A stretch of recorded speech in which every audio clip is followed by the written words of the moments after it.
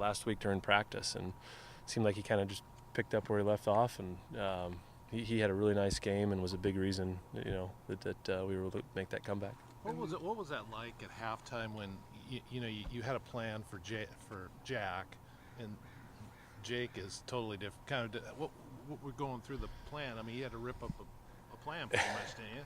Yeah, and we went back to some base things that we ran in fall camp that we knew, some concepts that Jake was pretty comfortable with, and something that we just knew that he couldn't move at all. So we were trying to keep him in the pocket and get the ball out of his hand, and he did a nice job. I mean, he targeted the ball, made some great decisions, and made a lot of plays on third down, and kept us on the field, and played a great half of football. Did you run a lot, very few plays, just different looks with Jake out there, or did you run a lot of plays? No, we ran most of the stuff that we had with Jack. We really just eliminated some of the run, read stuff, but in any movement really outside the pocket. But we called the plan, and he did a nice job executing. Can you talk about the Coletto, the touchdown in overtime, and the philosophy of it, thinking, well, if Coletto's in, they're going to think he's going to be running with the ball and all of that? That went through our mind. I think more of it was going into the week with Jack as the starter. A big part of our goal line package was some quarterback run, and we felt really good about the play, and we kind of felt like even if they know he's going to run it, we felt like we'd kind of have some angles and some numbers to be able to get it in, and we really like the way that Jack runs it down there. He's a tough physical kid and has a good feel for where the soft spot is in the defense, and there was really no doubt. I mean, we talked through it a little bit and said this is the play that we practiced all week. Let's go with it. Now that we've kind of seen a couple games, is there just something in Jake Luton that brings out the best in Isaiah Hodgins? I think those guys, Hodge, and they're real comfortable with each other, and you can see it on the practice field again today. And they just kind of know where he's going to be, and going to give him chances, to go make a play down the field. But you could see the confidence and excitement, I guess, in the receivers really on that first drive when Jake got out there, that they knew they were just going to get some opportunities to go make some plays. When you're down 28, they get that 75-yarder, and I mean, what's the attitude like in the booth amongst all you coaches when that happened? And then to come back with the third greatest comeback in Pac-12 history, I mean, the emotions had to be crazy. Yeah, after the touchdown run, there weren't a lot of happy people up in the box, I can tell you that. But you got to keep playing and keep fighting, and really proud of the guys, and kept battling. And I thought the defense did an awesome job, particularly in the second half of getting us the ball back and keeping those guys off the scoreboard. But when we were able to put together, I think we had like a 16-play drive or something like that to follow it up, and Jake came in and converted a lot of third down, fourth down opportunities, to get that score, which was huge. How many times have you seen a 9-play overtime drive, which basically goes 25 yards with 9 plays? Not often.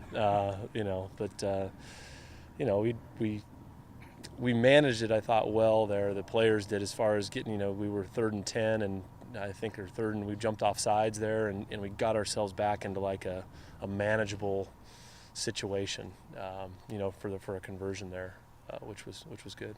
Getting that win secured, do you see a different response from the players this week?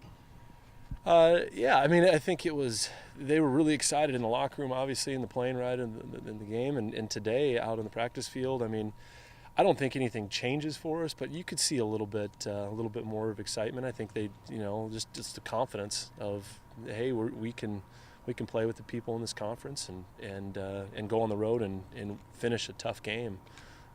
And so I think there was a little bit of extra, excitement, enthusiasm, and I think they're excited about the opportunity this Saturday. Knowing that Jake can play with less than optimal mobility, does that kind of change what you guys would consider his availability to be? Maybe if you know that he's 50% less mobile, but he can still kind of throw the ball after seeing a performance like this? Yeah, and hopefully, we're hoping that his ankle, I felt as it got in the game, he kind of got some adrenaline going, it loosened up, and I felt like it wasn't as bad as we thought it was going to be, putting him out there, and it's looked better again today. So I would anticipate it to be, him to be more healthy this Saturday than he was last Saturday, and we'll tweak the plan, obviously, a little bit towards him. Where does Connor fit in at this point now, coming back from concussion protocol? Yeah, we anticipate Connor to be back. He was out full practice today, and you know, we mixed him in. You know, he's got a couple reps with the ones, a couple reps with the twos, and we'll just kind of get him back and flowing and see where it fits at the end of the week. Looking at that performance that Jake had, I mean, is it almost in what he did in 1.5 kind of cementing where he is, when he's healthy as that kind of QB1 for you guys? Yeah, and you look at spring football and fall camp, and we named him the starter going into the first game, and there was, you know, you saw on Saturday the reasons why, and that's kind of what we saw in early in the season and in parts in the Nevada game too. So, Pardon me, your wide receiver depth. I mean, it kind of showed itself off in this game with Timmy and Bradford and Champ. yeah, it was good to see Champ. We had run a couple deep routes, and Champ was able to come in and spell those guys and made a couple big catches for us in some critical situations. So, yeah, it's always nice to see guys that necessarily haven't played a lot on offense, you know, get in there and crunch time and step up for you. That was good. Going forward, could you see using Jack more in short yardage situations and on the goal line, given what you were able to do at Colorado? Yeah, I think that's something that we can consider, and yeah, I mean he does a nice job with that. I think he's got a good feel for it, and the nice part about it is he can throw the ball too. I mean, so I don't know that they can just load up every time. You know, you could have some passes and some things for him as well. But yeah, I think we all feel comfortable putting Jack out there, and it's nice that he was able to go and start a game and get some game experience. I think that just makes you even more comfortable putting him in a critical situation. He's had a lot of success on 4th down. Is there a different approach on 4th down? Are there a couple calls that you really like? I know the situation kind of there is just go with what you think. No, I mean, they're pretty much a 3rd down call.